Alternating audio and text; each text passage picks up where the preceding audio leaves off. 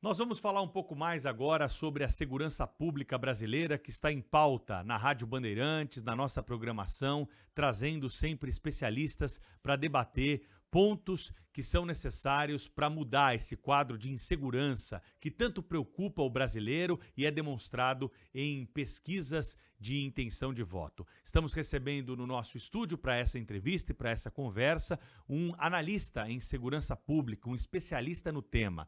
Alessandro Visacro, seja bem-vindo aqui à Rádio Bandeirantes, é um prazer tê-lo conosco. Muito obrigado, Pedro. Eu que agradeço o convite, agradeço a oportunidade.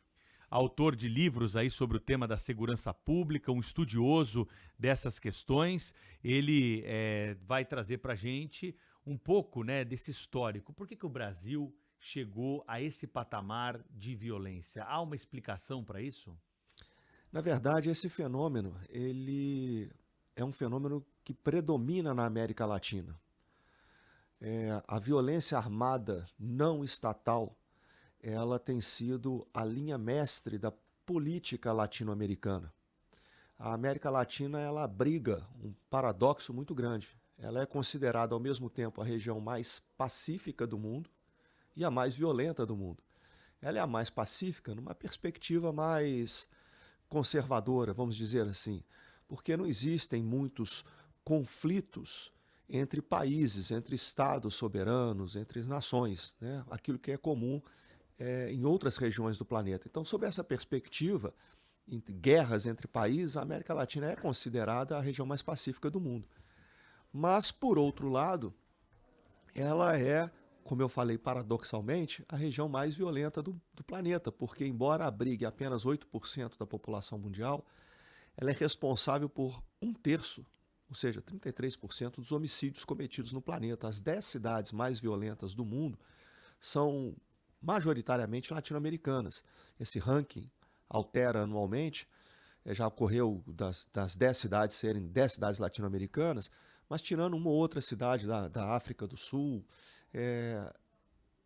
as cidades mais violentas do mundo estão na América Latina. Então, é um fenômeno que acontece no Brasil, acontece no Equador, acontece na América Central, acontece no México.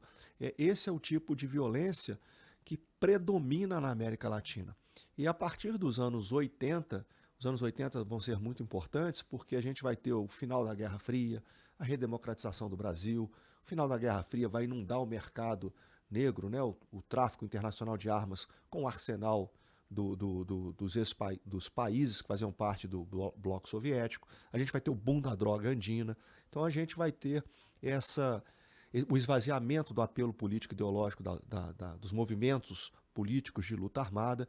Então a América Latina e o Brasil, a partir dos anos 80, vão adquirir esse fenômeno do banditismo na América Latina, vai adquirir um caráter muito predominante. A gente tem um boom da droga andina que eu falei também, né?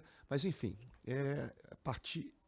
isso vai hoje caracterizar as dinâmicas socioeconômicas, políticas que vão determinar o panorama político regional. E nós percebemos, pelo retrospecto histórico, que o tráfico de drogas está inserido nesse contexto, não só nesses países mencionados pelo senhor, aqui vizinhos, mas também o Brasil especificamente. Há quem defenda a descriminalização do uso de entorpecentes. O Supremo Tribunal Federal avançou até nesse tema antes do que o Congresso Nacional em relação à maconha.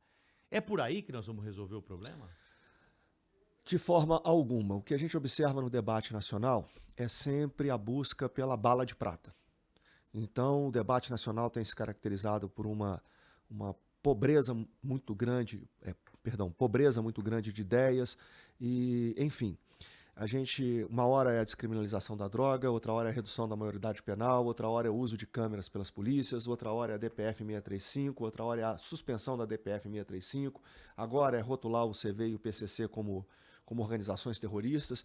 Então a gente vai de pauta em pauta negligenciando o problema da segurança pública e é um problema que a gente sequer consegue estruturá-lo. Nós não conseguimos sequer compreendê-lo, diagnosticá-lo corretamente. E quando a gente fala na questão da droga, a droga teve um papel muito importante para capitalizar essas organizações criminosas. Mas quando a gente observa no Brasil, podemos pegar, por exemplo, o caso do Rio de Janeiro, a droga já não representa mais a principal fonte de recursos, de receita dessas organizações que dispõem de um verdadeiro portfólio de atividades ilícitas. E esse combate está sendo feito a contento? O que a gente precisa para melhorar esse combate? É mudar a lei? É dar mais peso para a polícia? Qual é o principal passo aí a ser dado para a gente tentar, de alguma forma, vencer essa guerra lá no futuro? Bom, então a gente não está fazendo absolutamente nada, né? Perguntando se a gente está fazendo certo, se a gente está fazendo... Nós não estamos fazendo absolutamente nada, porque não existe uma política de Estado destinada a fazer esse enfrentamento de forma apropriada. Primeiro, como eu falei, a gente faz uma leitura, um diagnóstico errado do problema. Então, a gente trata o problema como uma mera questão de segurança pública e a gente tem um entendimento que segurança pública é uma atribuição primordial das forças de segurança pública, ou seja, é algo de polícia. Tanto é que na maioria dos estados da federação, aquilo que são meras secretarias de polícia recebe o nome de Secretaria de Segurança Pública, né? Então a nossa Constituição atribui esse protagonismo à administração no nível estadual. Então a gente tem um fenômeno que é transnacional, né? Essa criminalidade de alta intensidade está muito vinculada às redes de ilícitos transnacionais. A gente trata de forma compartimentada, a gente observa a segurança pública, a gente tenta tratar a segurança pública dentro dos limites municipais ou dos limites estaduais, algo que já é incoerente, já é dissonante da realidade. A gente tem um sistema judicial que não muito além das leis, é a interpretação que se dá às leis. Nós temos um sistema persecutório que é em decomposição. Então, enfim, nós não temos uma política de Estado para enfrentamento do problema. E o que a gente observa é que, como o Estado e a sociedade tratam isso como um problema circunscrito às responsabilidades das polícias, a gente vê que as polícias, acertando ou errando, são as únicas que estão verdadeiramente empenhadas em enfrentar o problema. Enquanto o resto do Estado e da sociedade ficam de braços cruzados quando não apontam o dedo para as instituições policiais, todas elas. Então, o que nos falta primeiro, uma reinterpretação do problema, uma interpretação, diagnóstico correto do problema, da gravidade do problema. O segundo é a formulação de uma política de Estado para enfrentar esse problema, sem nos livrando das amarras ideológicas, né, e dos interesses políticos partidários, porque obedece um ciclo eleitoral de 4 ou de 8 anos. E nós precisamos também, aí é um problema que é um fenômeno global hoje, porque o mundo vive uma crise aguda de liderança. Nós precisamos de líderes, e quando eu me refiro a líderes, não estou falando a um líder específico, aquela figura do líder carismático, eu estou falando em uma perspectiva sistêmica de liderança, que nós tenhamos pessoas, tanto no Estado quanto na sociedade, que sejam capazes de promover essas mudanças. Então a gente precisa também investir na educação de líderes, porque senão a gente, mesmo que a gente consiga fazer o diagnóstico certo, mesmo que a gente consiga desenhar uma política de Estado, a gente não vai ter quem seja capaz de levá-las adiante. Estamos conversando na Rádio Bandeirantes com o analista em segurança, especialista no assunto, Alessandro Visacro, que estuda bastante a questão da segurança pública, é autor de diversos livros. Daqui a pouquinho eu vou falar sobre as obras dele, para quem tiver mais interesse em aprofundar aí o estudo e também informações a respeito dessa área de segurança pública. Queria te perguntar aqui de uma forma bem clara sobre notícias que são veiculadas e saltam aos olhos dos leitores, deixam as pessoas de cabelo em pé e têm relação com esse momento de insegurança pública que vivemos. Recentemente, um juiz federal de Araçatuba absolveu o piloto de uma aeronave que estava transportando 400 quilos de droga e a aeronave foi monitorada pelo helicóptero da Polícia Militar. A inteligência da Polícia Federal tinha avisado a Polícia Militar de São Paulo sobre o passado desse piloto, que já foi condenado pelo tráfico de drogas, não cumpriu toda a pena, tem a questão da reincidência aí implícita na pergunta, e tem o inconformismo das pessoas de como que um juiz federal pode colocar absolutamente abaixo tudo que foi realizado pela polícia, que não deu um tiro e conseguiu colocar a aeronave no solo, prendeu o piloto, apreendeu a droga, ou seja, aquilo que a sociedade deveria aplaudir acaba sendo desfeito. O crime organizado chegou ao Poder Judiciário, nós podemos fazer essa conclusão. Há hoje indícios de que nós tenhamos que enfrentar também essa situação no capítulo da violência urbana do Brasil? Vamos lá. Primeiro, eu não quero ser leviano, não conheço o juiz que proferiu tal decisão, não sei detalhes do caso, mas me parece que, no mínimo, esse juiz, esse magistrado deveria ser colocado sob investigação e ter que justificar detalhadamente a sua decisão. De forma objetiva, a sua pergunta, isso já é fato consumado, né? De que o crime organizado, essas organizações criminosas, elas têm, talvez como a principal e a mais perigosa ameaça ao Estado, é justamente a penetração nas estruturas, nas burocracias do Estado. Então, seja por meio de patrocínio de ingressos de algumas pessoas vinculadas ao crime organizado, em graduações de direito, em concursos para o Ministério Público, em concursos para a magistratura, na própria política. Então, já há muitos anos, o Fernandinho Beiramar, ele falou, né, nós estamos há 40 anos na política. Então, se a gente observar, por exemplo, o número de candidatos a vereadores na Baixada Fluminense, que já sofreram atentados contra vidas, o número de mortes, etc., isso é muito claro.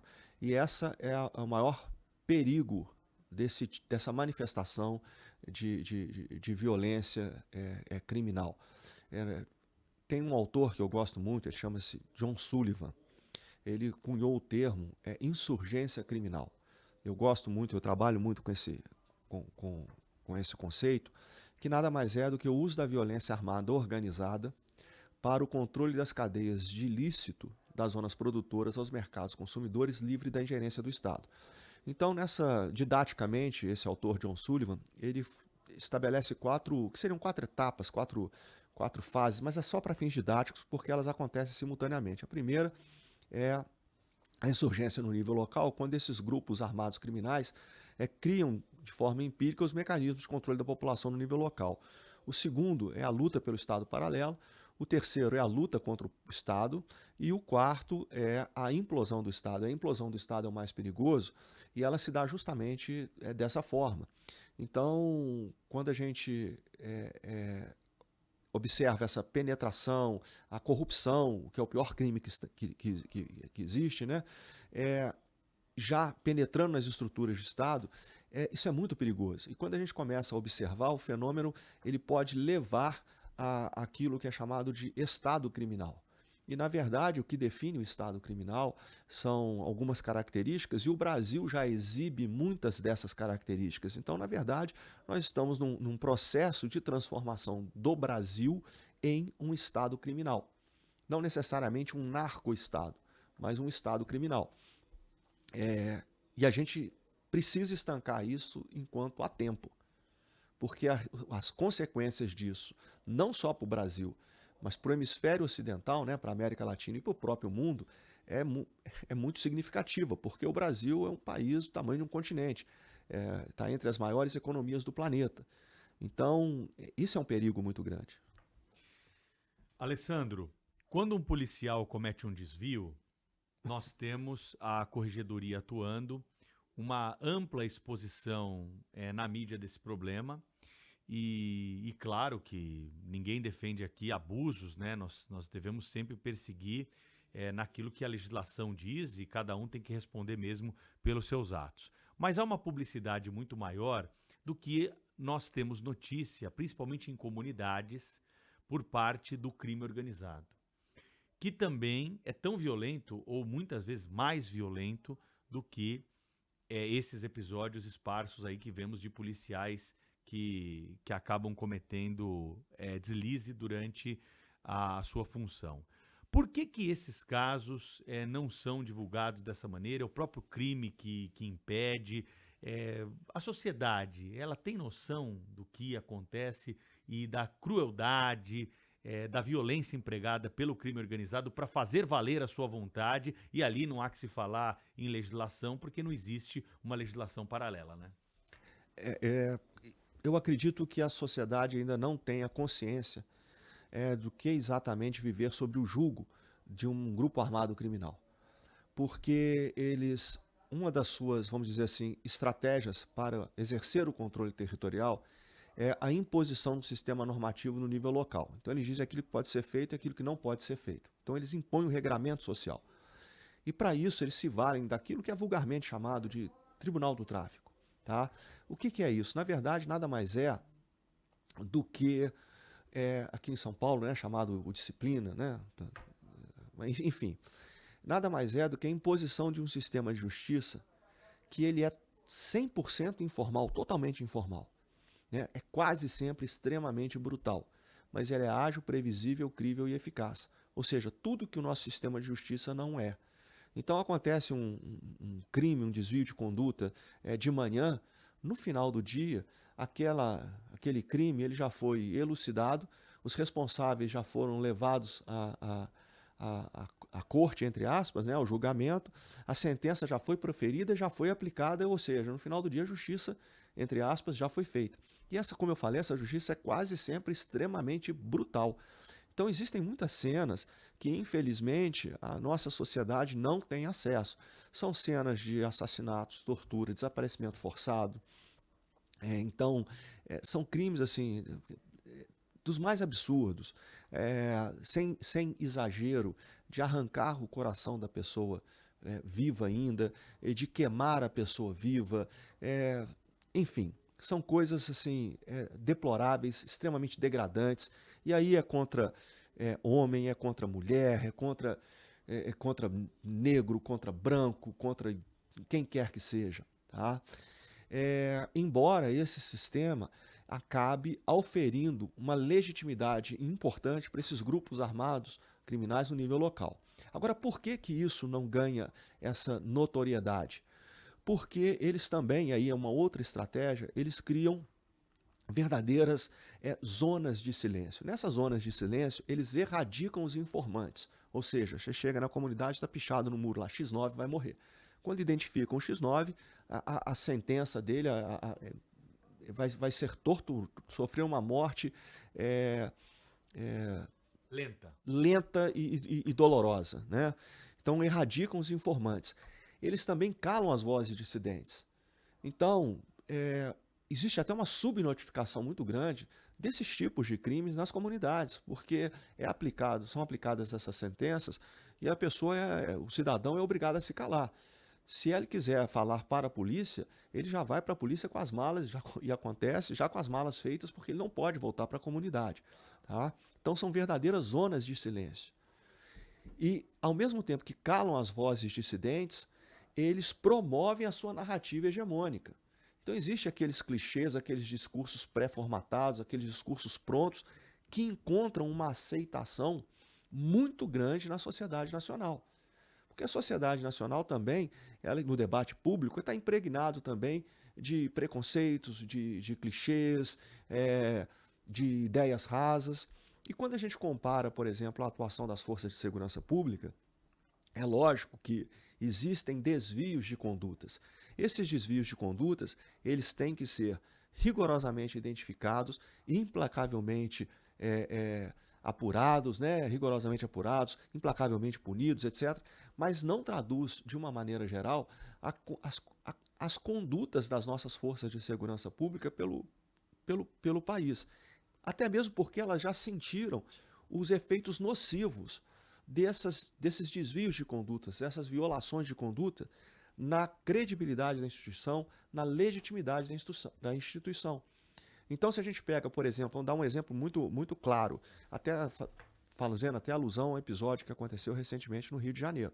Se a gente observar o que é chamado de regime de tiro, né? O consumo de munição, a forma criteriosa com que os policiais adentram na comunidade para poder realizar um tiro, é totalmente diferente da forma indiscriminada e aleatória que os membros desses grupos armados criminais disparam contra as forças de segurança pública. É lógico que quem sofre mais com isso é a população que fica em meio a esse fogo cruzado. Então, essa cobrança que é justa sobre as forças de segurança pública, na verdade, constitui até o trunfo moral das forças de segurança pública, né? Essa perspectiva de que a sociedade entende que aqueles que estão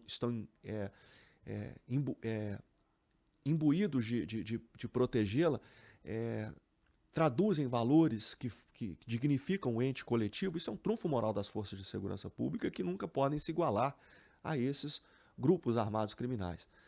Mas existe essa condescendência com aquilo que não deveria ser tolerado pela sociedade. Então, a própria forma com que a sociedade está cobrando, por exemplo, do magistrado que libera um criminoso, né, com 450, ou um suspeito com 450 quilos de droga na sua aeronave, é uma cobrança que não é equivalente à cobrança e às consequências que existem sobre as instituições policiais. Então a sociedade também deveria cobrar da mesma forma, com o mesmo peso, com o mesmo rigor, sobre esses atores que são corresponsáveis pelo quadro caótico que nós vivemos.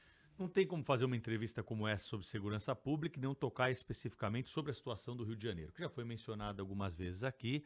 A nós que assistimos de fora, sem tanto estudo que nem o senhor, o Rio de Janeiro tem uma situação diferente do resto do Brasil e crítica do ponto de vista da segurança pública. Nessas últimas semanas noticiamos aqui, mais uma vez, fechamento de linha vermelha, Avenida Brasil, para a operação da polícia contra o tráfico, tiroteio, gente ferida, ônibus atingido, pessoal que deita no meio da pista, ou seja, um quadro bem delicado.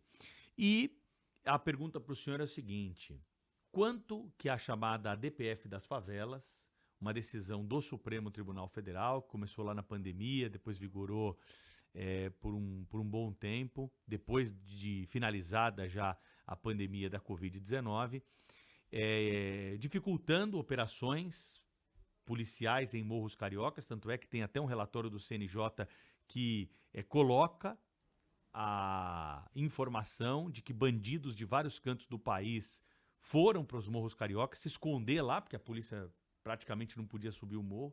Qual o tamanho do prejuízo dessa ação para o combate à violência no Rio? A gente precisa entender que o Rio de Janeiro ele é importante porque ele exporta tendências para o Brasil. Então, os próprios profissionais de segurança pública do Rio de Janeiro chamam atenção para o fato de que o que acontece no Rio de Janeiro hoje vai acontecer no seu estado daqui a 20 anos. Tá? E, felizmente, muitos estados da federação já atentaram para isso. Já estão, vamos dizer assim, tomando providências nesse sentido, até mesmo porque já começam a observar algum indício daquilo que acontece no Rio, que é o controle territorial por esses grupos armados criminais. A gente precisa entender também, em relação à DPF 635, que ela não é a causa dos problemas, porque essa situação no Rio de Janeiro existe muito antes da DPF e tal, mas ela sim, ela contribuiu, ela funcionou como um catalisador, como um acelerador do fortalecimento desses grupos armados criminais no que tange à sua territorialidade, ao seu fortalecimento, do seu controle territorial, uma vez que criou uma série de constrições legais, até mesmo porque era uma redação dúbia, do ingresso das forças de segurança nessas comunidades. Ela surge durante a pandemia da Covid e já existem alguns estudos que apontam que, ao invés de dificultou até mesmo o ingresso de agentes de saúde, o ingresso de medidas sanitárias importantes durante a pandemia, fruto da intensificação desse controle territorial por esses grupos armados. A gente observa que houve um aumento significativo de barricadas, como um marco de controle territorial desses grupos. O Rio de Janeiro se tornou um refúgio ativo, quase que um santuário para criminosos do Brasil inteiro. Isso também contribui para esse processo de exportação de tendências que o Rio de Janeiro realiza, que o Rio de Janeiro faz. A gente, uma vez que fortaleceu o território, né, então é uma dinâmica política que é natural. A gente observa um ator, ele consolidando seu controle territorial e expandindo, né? Depois que você constrói sua territorialidade, que você consolida sua territorialidade, você vai naturalmente buscar expandi-la. Isso aqui, se a gente pode observar os primeiros impérios da humanidade na Idade Antiga, funcionava dessa forma. Então, multiplicou de forma muito exponencial o número de confrontos entre facções por disputas por territórios. Então, isso acentuou o nível, o grau de conflagração da cidade do Rio de Janeiro. Hoje o Rio de Janeiro todo é uma cidade totalmente conflagrada, porque as disputas territoriais entre esses grupos armados é muito característica, né? Então, a DPF 635, ela trouxe, se a gente trouxe alguns benefícios, provável que sim, mas se a gente fizer uma análise crítica, isenta, repito, isenta de vieses, buscar fazer uma análise bem pragmática, bem objetiva, a gente vai ver que ela, repito, ela não é responsável por nada do infortúnio da população carioca, da população fluminense, mas ela trouxe mais malefícios do que benefícios. É um pensamento correto imaginar que o Brasil precisa de mais vagas no sistema penitenciário, porque há declarações de autoridades que vão no sentido contrário, dizendo que o Brasil prende muito e prende mal. Uma questão que precisa ser colocada aqui, quando a gente fala, por exemplo, e volta ao tema da reincidência. Bandidos que são condenados a 10, 15 anos de prisão e acabam cumprindo muito menos do que isso, o que nos leva a uma conclusão lógica, e por isso repasso a pergunta ao senhor, de que se o bandido tivesse preso por mais tempo, ele não estaria, pelo menos, nas ruas para cometer novos crimes. O sistema penal brasileiro, ele faz parte do cerne do problema. Se a gente até observar, algumas das principais organizações criminosas do Brasil, elas surgiram no cárcere. Só que me ocorrem três aqui: o Comando Vermelho, o PCC, o Terceiro Comando. Então, o sistema penitenciário, o sistema carcerário brasileiro, ele necessita urgentemente de uma reforma significativa. Tá? Existem alguns mitos. Um deles é que o Brasil prende muito. Eu fiz menção à decomposição do sistema persecutório. Estima-se que a probabilidade de um crime ser investigado, elucidado, os criminosos serem levados à justiça, condenados e eles cumprirem a pena na sua integridade, é de apenas 2%. Então o Brasil ele não prende muito. Se nós fizermos comparações em termos de população, em termos de... o percentual é relativamente baixo. É relativamente baixo. E óbvio que nosso sistema carcerário, ele tem que começar essa reforma por criar condições mais dignas, mais condizentes com preceitos humanitários. Então, o nosso sistema carcerário hoje, ele é extremamente nocivo. E aí a gente entra num embate que ele foge à realidade, ele entra em choque com a realidade, diverge da realidade, ele é pouco pragmático. Com base nesse mito do encarceramento em massa, criou-se ou consagrou-se o discurso político de que nós não devemos investir em presídios. Então a solução seria soltar o preso. E a gente está pagando um preço muito caro por isso. A sociedade está pagando um preço muito caro por isso, já passou de todos os limites. Se nós tivéssemos um mínimo de seriedade, um mínimo de responsabilidade, um mínimo de compromisso com a vida humana, nós estaríamos encarando esse problema de frente. Então o sistema carcerário precisa de reformas profundas. O sistema persecutório, ele precisa ser regenerado, porque o que intimida um criminoso ou aquele indivíduo que se predispõe a incorrer em um ato criminoso não é o peso da pena. Não é o risco, por exemplo, vamos usar aqui um absurdo, é a pena de morte. Não é isso, é a perspectiva dele cumprir a pena. Então, se a pena são 10 anos, ele sabe que ele vai ficar encarcerado 10 anos, 15 anos, 20 anos, tá? É diferente dele ser preso com fuzil, né? Ele é preso hoje com um fuzil, com um número grande de carregadores, a mochila nas costas cheia de carregadores, com centenas, às vezes milhares de cartuchos, com granadas de mão, ostentando granadas de mão, pistola, etc. E vai passar, às vezes, 2 anos no cárcere. Não é isso? E de dentro do cárcere, onde não cessam as suas engendrações malignas. Então, o sistema prisional, ele precisa ser reformado.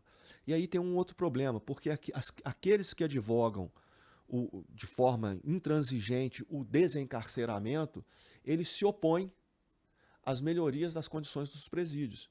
Então, você fala assim, então eu vou investir na melhoria dos presídios, na construção de mais vagas, etc. Eles são contra. Por quê? Porque a degradação das condições humanitárias dentro do presídio é o que alimenta o discurso dele do desencarceramento. Enfim, a gente precisa fazer alguma coisa urgentemente, porque nós já passamos muito de qualquer limite razoável, qualquer limite aceitável. Dentre essas propostas que nós conversamos aqui, e nós ouvimos sempre aqui na Rádio Bandeirantes especialistas, eu queria nomear alguns, até porque no mês de maio, no seu aniversário, a Rádio Bandeirantes abriu espaço para uma discussão densa sobre a segurança pública. Nós tivemos na abertura o secretário de Segurança Pública de São Paulo, Guilherme Derrite, o secretário de Segurança do Rio de Janeiro, o Vitor César.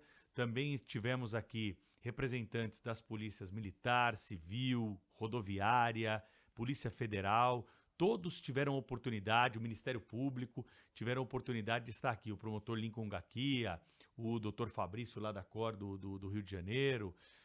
Também recebemos aqui o secretário municipal de Segurança Pública de São Paulo, Orlando Morando, que tem investido num esquema de câmeras para monitoramento de criminosos e captura daqueles que têm dívida com a justiça, um programa chamado Smart Sampa, que é tido aí como um sucesso por especialistas da área, pela forma, pela vigilância que está aumentada e o uso da tecnologia para auxiliar as forças de segurança. Mas a pergunta para o senhor é, de tudo que a gente falou, o que é mais fácil, não vou dizer nem o que é prioritário, o que é mais fácil diante da conjuntura e das ponderações que foram feitas a respeito do peso que o legislativo dá para esse tema, para alterações que possam acontecer aí num curto prazo? O senhor tem alguma perspectiva? Eu acho que o mais importante que nós precisamos fazer é investir na educação dos nossos líderes. Na verdade, hoje o mundo vive uma crise global de liderança. E quando a gente traz para a questão da segurança pública, eu volto à ideia de que a gente trata a questão de segurança pública simplesmente como uma questão de polícia. Então, enquanto a gente não tiver um guarda-chuva, um arranjo político e estratégico que contemple ações nos diversos campos do poder, nós vamos ver as nossas polícias lutando sozinhas, sangrando sozinhas. Então eu vou dar um exemplo muito grosseiro que eu costumo dizer sempre. A gente falou no Rio de Janeiro, né? Se a gente pegar essas comunidades no Rio de Janeiro, são quase 2.000 comunidades no Rio de Janeiro, cada uma tem suas peculiaridades, suas características, etc. Mas todas elas têm em comum a questão da degradação ambiental. E a degradação ambiental, ela faz parte do problema. Ela envolve crimes ambientais, ela envolve a ausência de saneamento, a ausência de saneamento impacta de forma significativa na saúde, enfim. Em nenhum momento a gente vê os responsáveis a Secretaria do Meio Ambiente, o Ministério do Meio Ambiente, sendo chamados para serem corresponsáveis. É lógico que não é a Secretaria do Meio Ambiente, nem o Ministério do Meio Ambiente que vai resolver o problema, mas é só um exemplo de que tem trabalho, tem atribuição para todos. Tá? E quando a gente fica uma cobrança exagerada sobre a polícia, sobre as polícias, elas costumam realizar suas operações, seus trabalhos, etc., no nível tático. E essas ações de repressão, elas elas precisam ser feitas, elas são necessárias, mas elas precisam estar debaixo de um guarda-chuva, né? Eu repito, um arranjo político-estratégico que dê coerência a essas ações. Então, no Rio de Janeiro, o episódio que aconteceu há uma semana, um trágico episódio lá no Morro do Santo Amaro, em que um morador perdeu a vida, observe como é que essa ausência de política é nociva.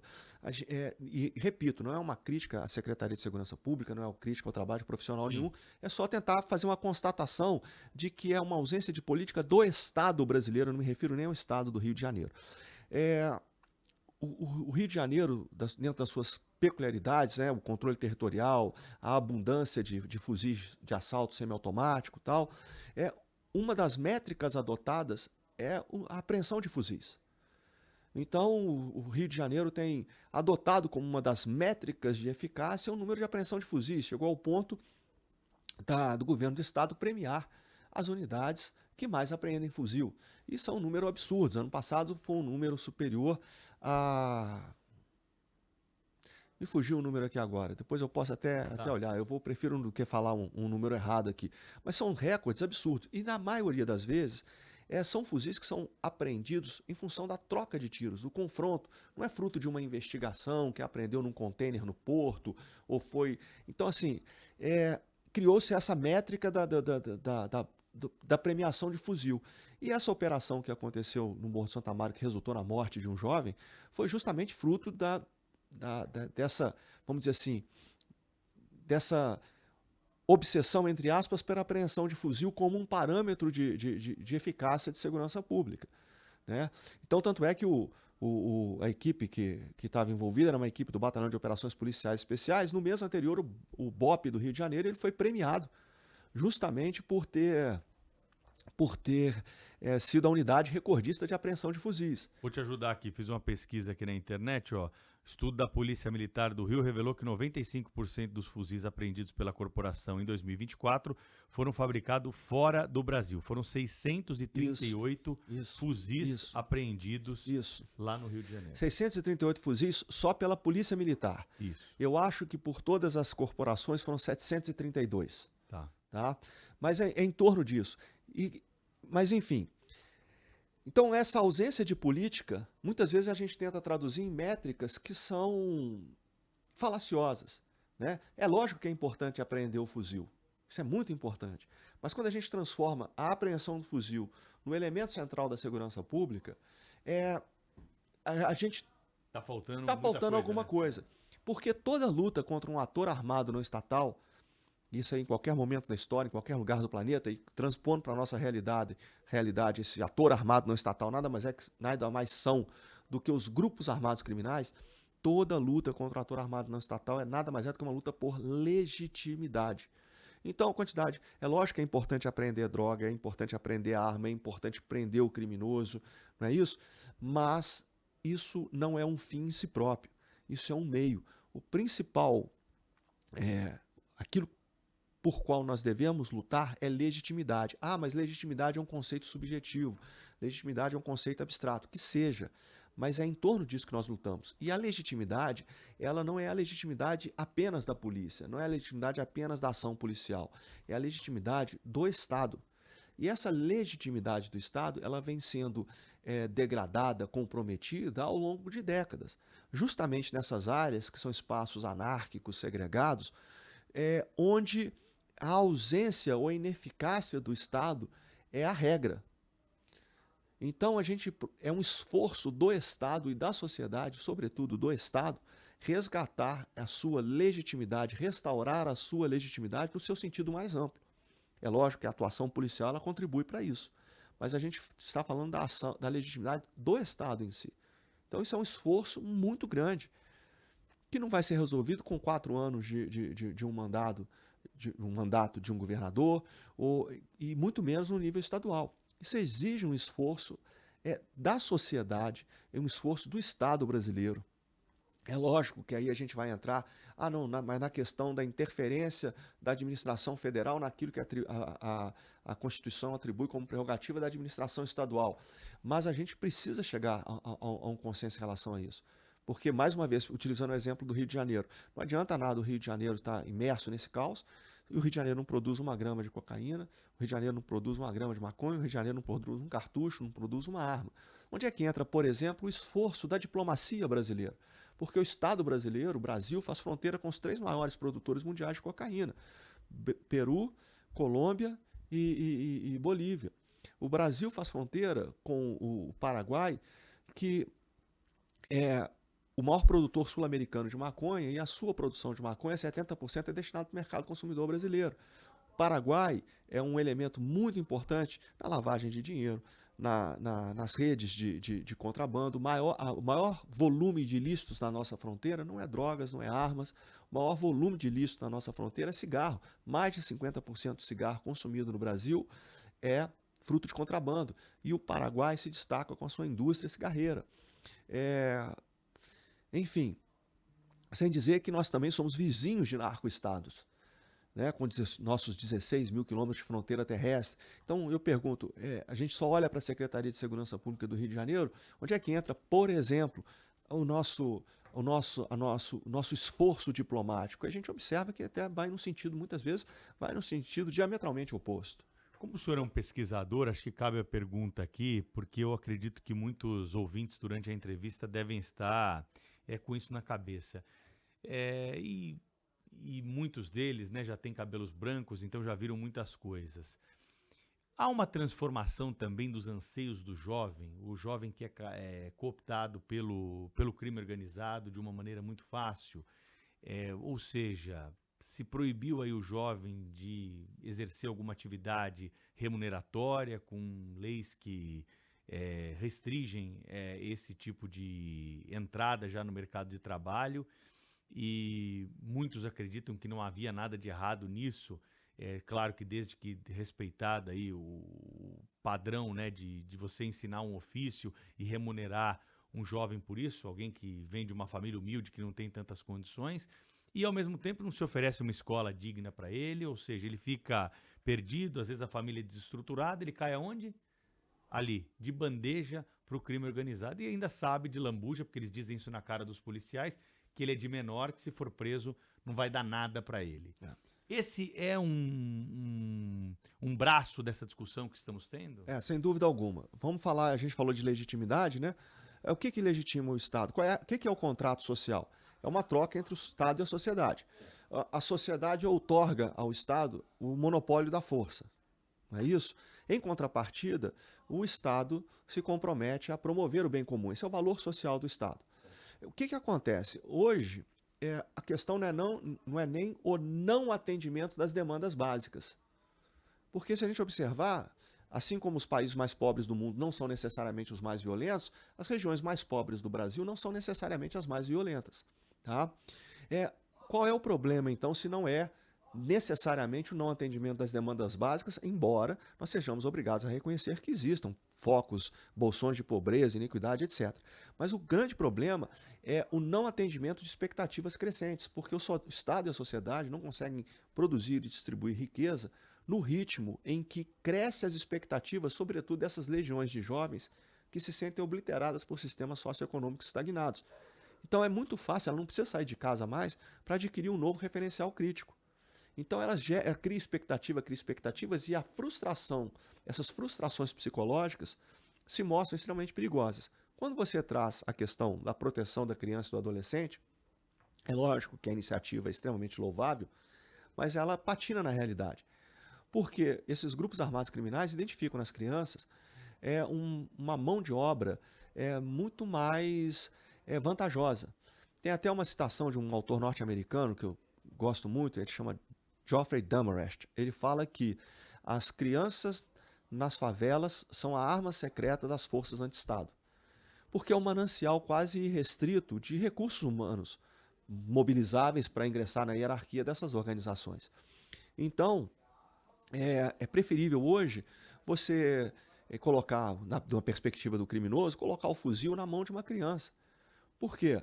Porque essa criança, ela está protegida pelo Estatuto da Criança e do Adolescente, ela vai voltar mais rapidamente, é até mais difícil para a polícia enfrentar criança, até de uma perspectiva psicológica do operador de segurança pública, e sobretudo, a morte de uma criança, o ferimento de uma criança, etc., naturalmente gera uma comoção muito grande na sociedade, o que às vezes um sujeito de 25, 26, 28 anos não causa. E quando a gente pega essa criança e você fala a questão da escola, né, não tem uma escola de qualidade, etc., a gente entra na questão daquele conjunto de crenças e valores, aquele tradicional conjunto de crenças e valores que a nossa cultura oferece, ele já não consegue acompanhar o ritmo das mudanças. Então as crianças buscam outros referenciais críticos, outras referências, né? E cai no crime. Ah, mas tem que construir a escola. Poxa, tudo bem, tem que construir a escola. Mas vamos para a realidade. Vamos de forma muito crítica, tá? Vamos para a realidade. A mãe daquela criança, muitas vezes, é uma menina de 16 anos, porque com 9 anos de idade, 12 anos de idade, ela estava se sensualizando no baile funk. Com 16 anos, ela está grávida. O pai dela também, se ela souber quem é o pai, tem 18, 19 anos, quem vai criar é a avó.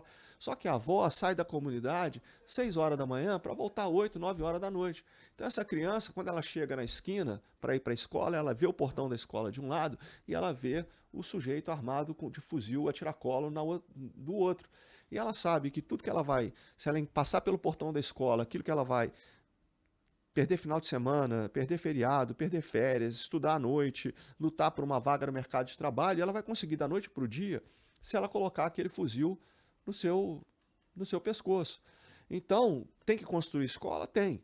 Mas também que você necessariamente tem que tirar aquele sujeito do outro lado, porque ele é a referência para a criança.